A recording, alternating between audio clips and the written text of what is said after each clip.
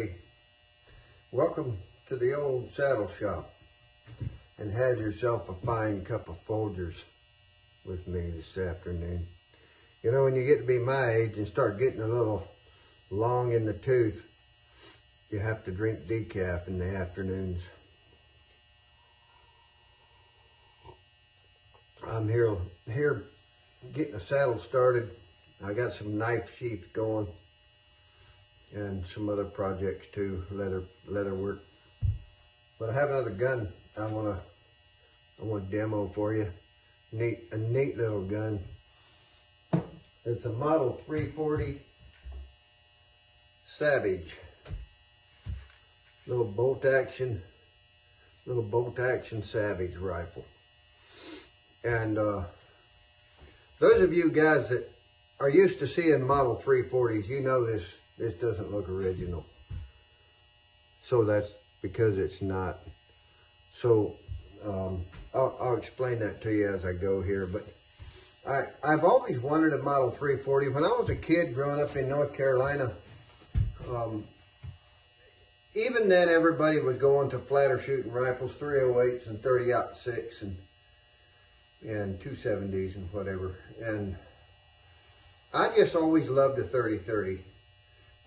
And they advertised these in the Sears and Roebuck catalog and several other. Sears didn't call theirs a 340, but it was the same gun. It was a different model number, but built by Savage.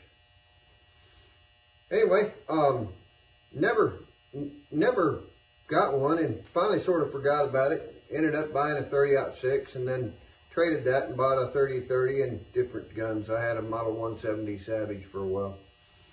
Pump gun, and they were tree stand guns is what we call 30-30s, but they'll shoot pretty flat out to up to 100 yards, 150 yards, real nice, and kill a deer good. Kill almost anything you want. Kill an elk too, for that matter. But here not too long ago, I had an opportunity to buy a Model 340, and this one. And it was in really great shape. And you know, there's an old saying, there's a beauty in simplicity. I think that's what those of us that love the 340, that's what it is. It's just a super little simple gun. The sheet metal parts, little clip magazine that comes out, holds 3 bullets. Just a simple, plain little gun, no frills, no checkering. Now, all of the ones I've ever seen come with a pistol grip here. And I carry a gun on a horse a lot, in a scabbard. And I wanted a straight stock. And I like the looks of the straight stock. I always liked the looks of the old 3040 Jorgensen, and the Craig. And they always had a straight stock.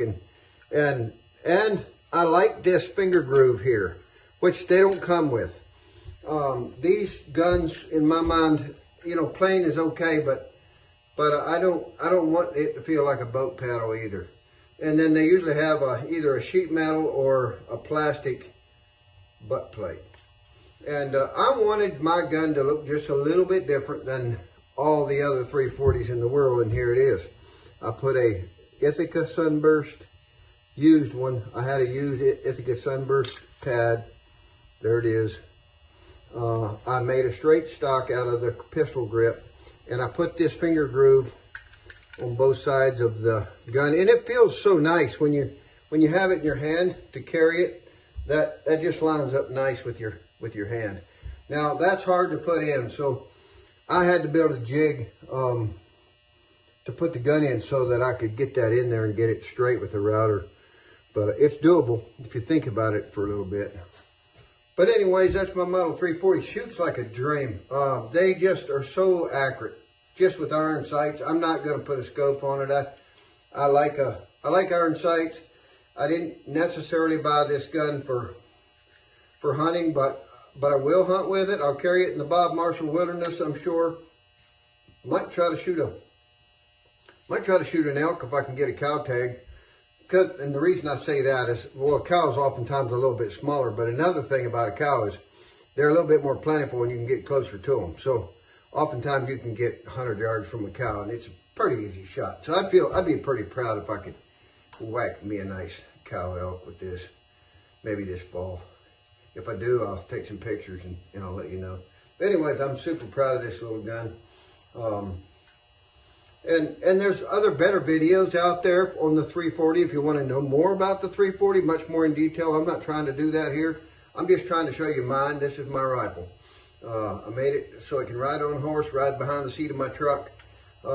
Just a handy ranch rifle. Keep it in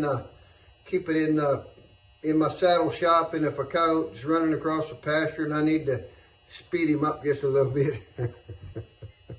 There you go, Model 340. If you get a chance to buy one, you won't be sorry. They're not the easiest gun to sporterize just because you can only take this wood down so much. I did slender from here forward up just a little from the factory, but there's not a lot you can do because of the sheet metal on the bottom there. That has to pretty much stay where it's at. So, but hey, I'm pretty proud of it. Anyway, God bless you. Thanks for listening.